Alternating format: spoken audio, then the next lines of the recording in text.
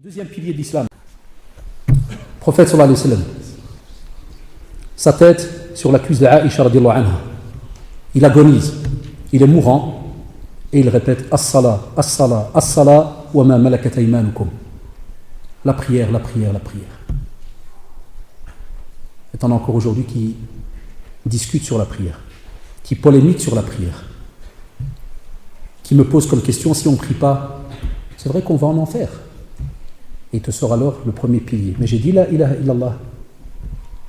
Vas-y, je t'arrête sur terre, tu verras où tu vas jeter après. Wallah, fais le fanjo, vas-y, amuse-toi, ou fais le philosophe et tout. Wallah, moi, alhamdoulilah, nous, on transmet.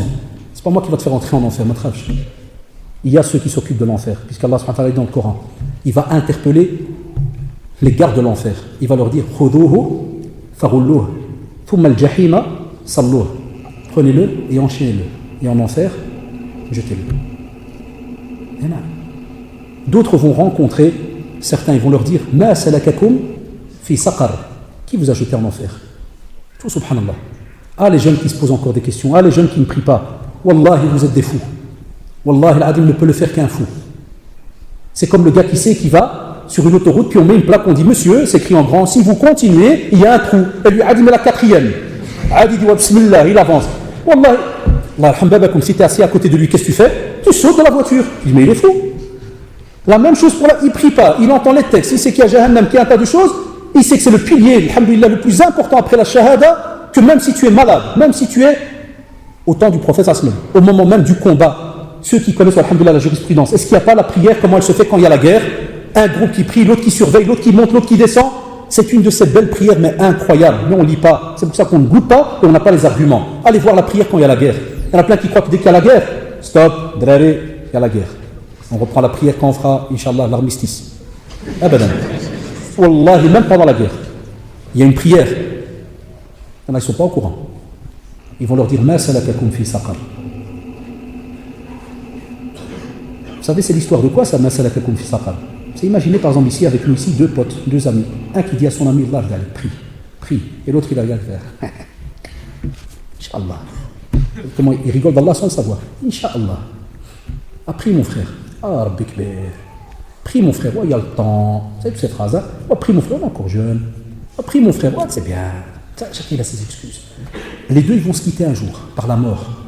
Ils vont marcher.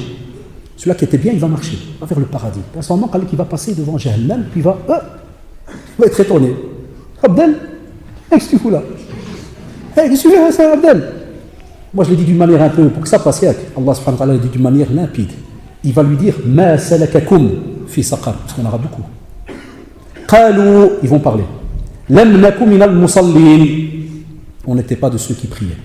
Voilà la réponse à ceux qui viennent nous demander encore dans les petites fatwas. Est-ce que celui qui ne prie pas, il va à Jahannam? Non, il va à Taïwan, Tahiti, il va... Ouais, je peux vous trouver des endroits. Là, il y a moyen que je vous envoie des endroits. J'ai des amis qui travaillent dans des agences de voyage et tout. Allah subhanahu wa ta'ala a répondu. Taqiyullah, les jeunes qui se posent encore des questions.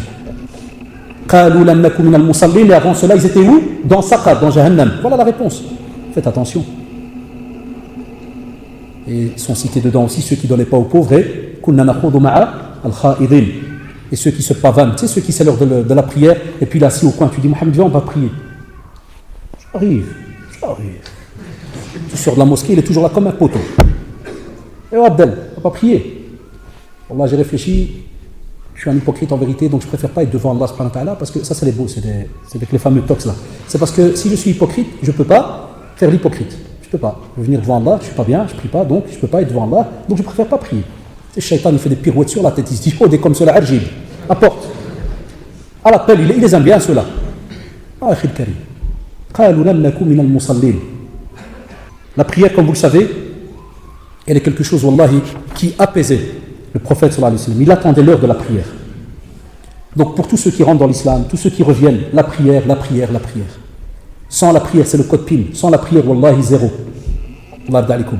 Et à ce moment-là, quand on revient, on vous dit, et ça, c'est un devoir de la communauté, de ceux qui prient à la mosquée. On dit à nos frères, priez à la mosquée. Pourquoi? Parce que alors, il y a des jeunes qui viennent, il y a des convertis qui viennent, il y a des nouveaux qui reviennent dans la prière, qui avant l'ont délaissé ou n'ont jamais prié de leur vie. On doit les prendre en charge, on doit leur expliquer comment se fait la prière. En plus, maintenant, alhamdoulilah, même ceux qui prient, qui ne savaient pas, qui ne connaissaient pas la prière, il y a des librairies, ils vendent des livres sur la prière. Il y a même maintenant sur Internet, il y a même des CD.